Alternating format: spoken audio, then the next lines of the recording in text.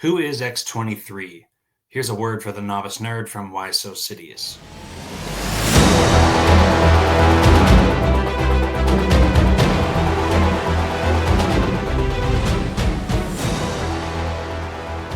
Lara Kinney is the daughter of Wolverine as seen in the 2017 film Logan. Although known as Logan's daughter, more specifically, she is a clone of his DNA. She was, however, actually carried and birthed by a woman named Sarah Kinney. Sarah's love was Lara's only source of light throughout an extremely dark upbringing. More detail on that later, but first a bit on X-23's introduction to X-Men comics. Her first appearance as a character actually wasn't in a comic, but in the animated TV series X-Men Evolution in 2003. Her first comic appearance was NYX issue 3 in 2004. After this is when the original creators of X-23, Craig Kyle and Christopher Yost, start Lara's first ongoing comic titled X-23 in 2006. This comic offers the character's full origin story in an arc called Innocence Lost. Full spoilers for this arc moving forward, and here is how X-23 was created. Before Lara was born, her mother, Dr. Sarah Kinney, was a new member to a clandestine facility that clones weapons. They were losing too many test subjects in their cloning attempts around the time Sarah joined. She suggested they use Wolverine's DNA since his healing factors would likely help test subjects survive the treatments. Running into further troubles after implementing Wolverine's DNA, Sarah's solution requires the removal of the damaged Y chromosome, duplicating the X chromosome, which ensures the test subject will be a female. This is how the project succeeds, but they ran into one more issue. The test subject needed a viable womb. After many failed surrogacies, the clone required a human host to gestate. Dr. Kinney volunteered her own body, implanting and carrying the embryo to term. She would greatly regret this in the future after witnessing what the lab would put Lara through. In her notebook, she says, "I didn't give it a second thought. I told myself you weren't real. I told myself that this was science, not life. I was creating a weapon, not a child. I was wrong." In issue 2 of Innocence Lost, we jump to 7-year-old Lara being woken up for combat training. Dr. Kinney narrating the story is weighed down by tremendous guilt for what her daughter has been through. Sarah's orders were to keep Lara from gaining any sense of self, to never treat her as a child, only as a weapon. Sarah would do what she could behind their backs, reading children's books to Lara instead of battle strategy books, consistently risking her life to nurture her daughter any way she could. The antithesis to that nurturing was a man named Dr. Rice. He enjoyed torturing Lara, and he knew how much it hurt Sarah. Because back when Wolverine originally escaped the Weapon X facility, Dr. Rice's father was killed. Rice feels like he's exacting revenge on Logan by torturing his clone. In order to expedite activation of Lara's X gene, Rice subjected her to radiation poisoning, nearly killing her, but succeeding in activating the mutation. With her newly functioning healing factor, surgery was the next step for Lara. But for his own enjoyment, Dr. Rice ordered the anesthetic not be administered during the operation. They laced her hand and feet claws with adamantium, like Wolverine, except she didn't get the full skeleton laced.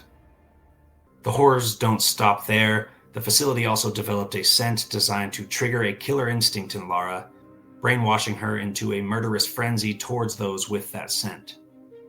The first testing was used on Lara's sensei, the only other positive influence in her life who treated her respectfully as a child. The next day for training, she catches the scent on her sensei, sees red, and later comes back to consciousness, standing over his dead body. Issue 3 of Innocence Lost and On starts 3 years after that, a 10-year-old child that has only ever known this life, except now she's fulfilling the role the lab designed her for. Under their control, Lara's first mission was the slaughter of a man running for president, his family, and every other poor soul who could have been a witness. Mission after mission like this, until her mother finally decides to break Lara out of the facility. X-23 finally gets to unleash on all those in the lab that caused her a life of pain. Particularly Dr. Rice, who Lara sheathed her claws for, so she could pummel him for quite a few minutes, as comedically displayed in the comic itself.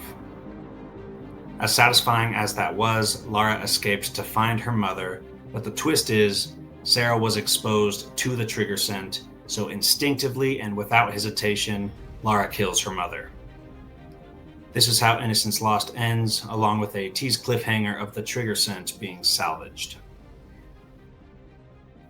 X-23's next comic arc is called Target X, which, along with Innocence Lost, is collected in the Craig Kyle X-23 Complete Collection Volume 1. We find Lara in an interrogation room, being questioned by none other than Captain America and Daredevil. Steve is interrogating Lara about her past murders. Matt, who can sense her honesty, argues for her innocence because she was mind-controlled for every murder she committed. Eventually, Steve lets her go and tells her to go find Logan at the Xavier Institute, so Target X is where Lara first meets her father. Her first interactions with the X-Men were in 2004's Uncanny X-Men, issues 450 and 451, which involves a murder mystery. The X-Men are following a string of murders that look like they'd been Wolverine's doing.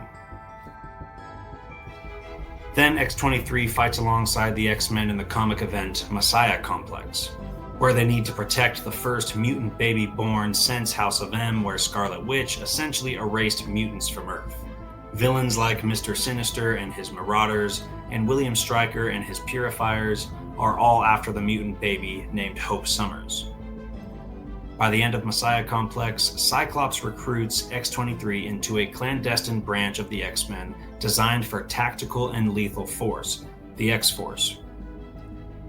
Wolverine is pissed that Scott would keep his daughter in a life of violence. Scott argues it's her nature, and in these dire times, they need every hand on deck.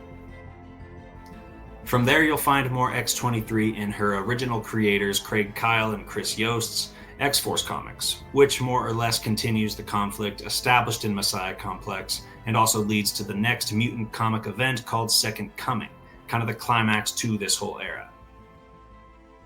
After Second Coming, her story chronologically continues in her own run, and this is where the Craig Kyle X-23 Complete Collection Volume 2 picks up, where we find Lara on a buddy cop trip with none other than Gambit. They'll not only find themselves in conflict with Mr. Sinister, but also Daken, Lara's brother, son of Wolverine. This is their first meeting, and it's a violent one.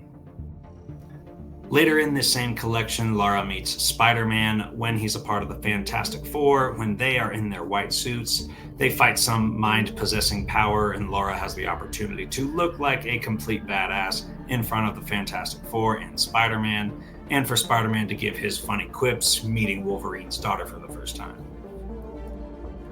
So that's X-23's origin and kind of integration into the Marvel Comics universe. I could also recommend Tom Taylor's all-new Wolverine, which uses Lara as the lead character.